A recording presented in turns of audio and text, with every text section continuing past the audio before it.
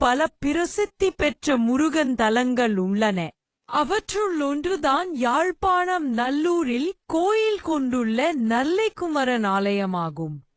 நல்லூர் இலங்கையின் வடபகுதியில் உள்ள தமிழர்களின் இராசுதானியாகவும் 12ஆம் நூற்றாண்டு தொடக்கம் 17ஆம் நூற்றாண்டு முற்பகுதி வரை யாழ்ப்பாண இராச்சியத்தின் தலைநகரமாகவும் நல்லூர் விளங்கியது. யாழ்ப்பாண அரசிற்கு சிறப்பு சேர்த்துள்ள நல்லூர் யாழ் நகரில் இருந்து சுமார் 2 மைல் தூரத்தில் அமைந்துள்ளது. இந்த ஆலயம் 13ஆம் நூற்றாண்டில் யாழ்ப்பாண இராச்சியத்தை ஆட்சி செய்த ஆரிய சக்கரவர்த்திகள் வம்சத்தின் முதலாவது அரசனான் கலிங்கமாகன் அல்லது கூலங்கை சக்கரவர்த்தியால் கட்டுவிக்கப்பட்டதா யாழ்ப்பாண வைபவமாலையில் கூறப்பட்டுள்ளது. இந்த அரசன் கூலங்கை சக்கரவர்த்தி என அழைக்கப்பட்டான். எனினும் 15ஆம் நூற்றாண்டில் யாழ்ப்பாணத்தை கைப்பற்றி 17 ஆண்டுகள் ஆட்சி செய்த சிங்கள அரசின் பிரதிநிதியோ பிற்காலத்தில் ஸ்ரீசந்தபோதி 8ஆம் புவனேகபாகு என்ற பெயர் கொண்டு அழைக்கப்பட்ட கோட்டை அரசனான் ஸ்ரீ சண்முக பெருமாள் என்பவனால் இக்கோவில் கட்டப்பட்டதாக கூறுகின்றன. அத்துடன் பாடசாலைகளில் கற்பிக்கப்படும் இலவச பாடநூல்களிலும் இந்த விடயமே கூறப்பட்டுள்ளது. நல்லூர் கந்தசுவாமி கோவில் முத்திரை சந்தியிலுள்ள குருக்கள் வளவு என்ற காணியில் கட்டப்பட்டுள்ளது. யாழ்ப்பாணம் கச்சேரியில் 2008ஆம் ஆண்டு உருவாக்கப்பட்ட சைவ சமய கோவில்கள் தொடர்பான பதிவேட்டில் தெரிவிக்கப்பட்டுள்ளது. யாழ்ப்பாண அரசின் இறுதிக் காலத்தில் நல்லூரில் இருந்த மிக பெரிய கோவில் இது என போர்த்துகேயர்களுடைய குறிப்புகளிலிருந்து அறிய முடிகிறது.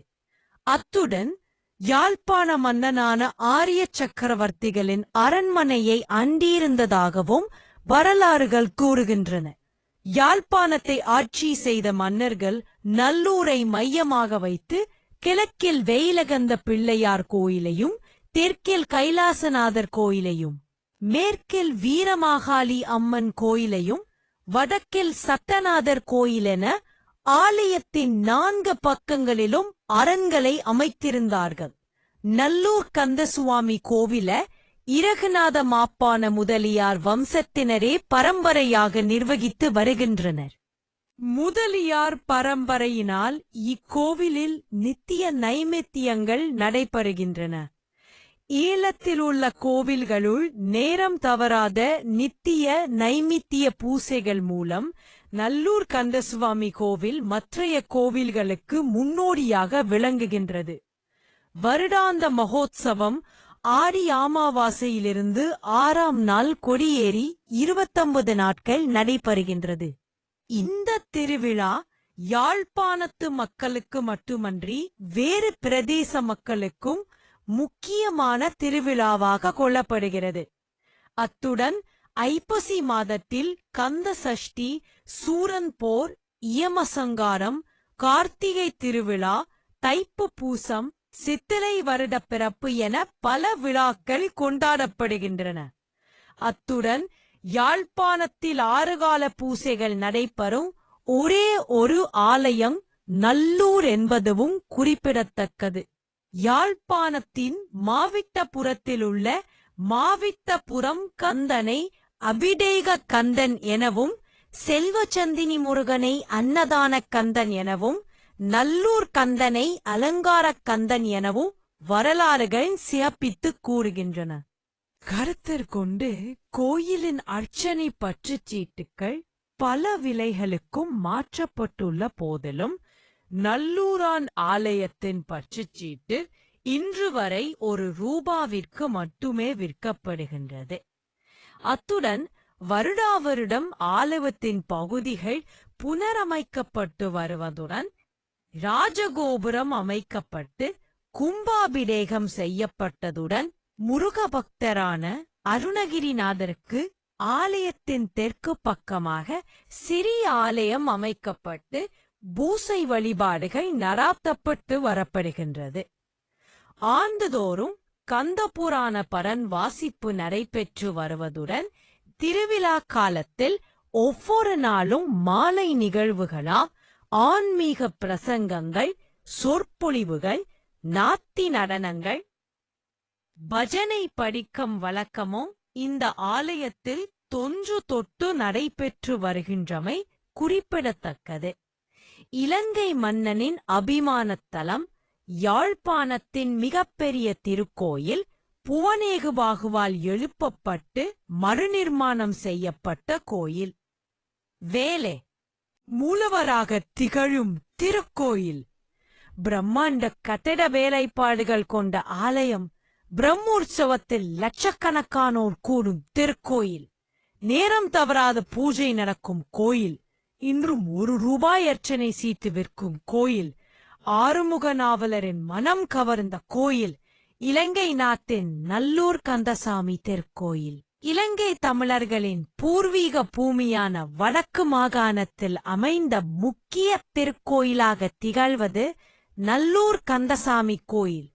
மன்னர் காலத்தில் தலைநகராக விளங்கிய இவ்வூர் இன்று முக்கிய நகரமாக மாறியுள்ள.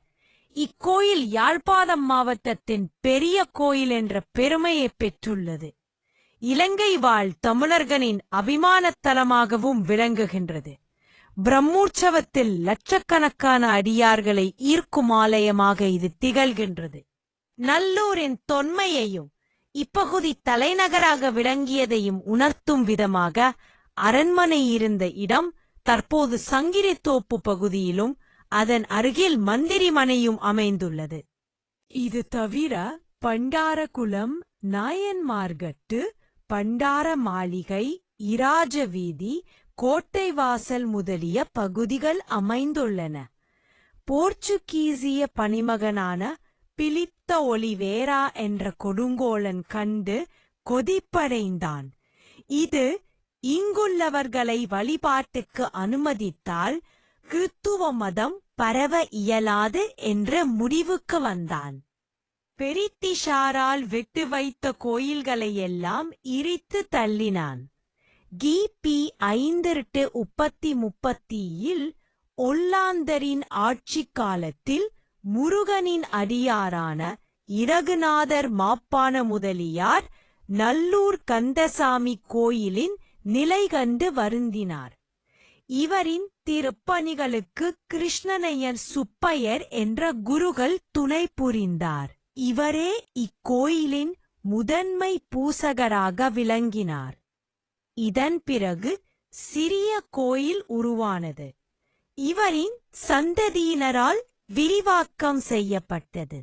புதிய புதிய கட்டுமானங்களுடன் இன்று இக்கோயில் பிரம்மாண்டமான திருக்கோயிலாகவும் இலங்கை வாழ்மகளுக்குள் அபிமான தலமாகவும் மாறியுள்ளது. இன்றும் தைப்பூசத்திற்கு முதல் நாள் முருகனுக்கு படைக்கப்படும் நிவேதனம் மகாமண்டபத்தில் அமைந்துள்ள இரகுநாத மாப்பானர் அவர்தம் மனைவியின் சிலைகளுக்கும் படைக்கப்படுவது வழக்கமாக உள்ளது. 5 நிலைகளைக் கொண்ட கோபுரம் எழில் காட்சி தர இதில் புராண சிற்பங்கள் நிறைந்துள்ளன. இதன் இரு திசைகளிலும் மிதமான உயரத்தில் மணிக்கோபுரங்கள் அமைந்துள்ளன. கருவறைக்கும் கோபுரத்திற்கும் நடுவில் அர்த்த மண்டபம், ஆறுமுக சுவாமி கோயில் மண்டபம், முத்துக்குமார சுவாமி மண்டபம், ஸ்தம்ப மண்டபம் அமைந்துள்ளன. பிள்ளையார், பைரவர், சந்தான கோபாலர், தெய்வானை கோட்டங்கள் உட்பிரகாரத்தில் அமைந்துள்ளன. ஆறுமுக சுவாமி மண்டப வாசலின் எதிரே தீர்த்தகேணி அமைந்துள்ளது. இதன் அருகே தண்டாயுதபாணி சுவாமி சன்னதி, திறப்புகழ் மண்டபம் ஆகியவை அமைக்கப்பட்டுள்ளன.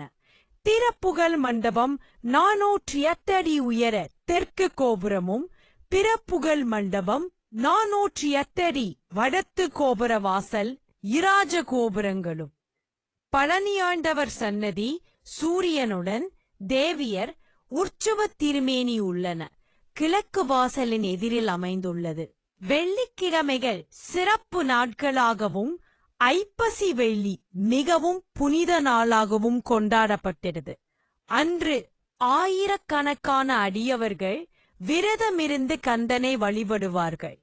ஐப்பசி அமாவாசை தொடங்கும் கந்த சஷ்டி விழா சூரசம்ஹாரம் வரை வெகு விமரிசையாக கொண்டாடப்பட்டது. ஆடி அமாவாசை முடிந்து வரும் சஷ்டியில் பிரம்மோற்சவம் தொடங்கி 20 நாட்கள் கொண்டாடப்படும். பகலிலும் இரவிலும் வெவ்வேறு வாகனங்களில் வள்ளி தெய்வயானை சமேத முத்துக்குமார சுவாமி உற்சவ திருமேனிகள் வீதியுலா வரும். காவடி எடுத்தல், தீச்சட்டை எடுத்தல், அங்க பிரதட்சணம், அடியடித்தல் முதலிய நேர்த்திக்கடன்களை நிறைவேற்றுவார்கள். இல்ல தரிசன நேரம் 6 கால பூஜைகள் நடைபெறுகின்றன. அதிகாலை 4 மணிக்கு நடை திறக்கப்பட்டு 5 மணி பூஜை, பிறகு கதவுகள் மூடப்பட்டு காலை 7:30 மணி முதல் நண்பகல் 12 மணி வரையிலும், மாலை 3 மணி முதல் மாலை 6 மணி வரையிலும் சுவாமி தரிசனம் செய்யலாம். வெள்ளிக்கிழமைகள் சிறப்பு நாட்களாக போற்றப்படுவதால் நடை திறக்கப்பட்டு இருக்கும். நிர்வாகம் மாப்பாணர் பரம்பரையினரால் இக்கோயில் நிர்வாகம் செய்யப்பட்டு வருகின்ற.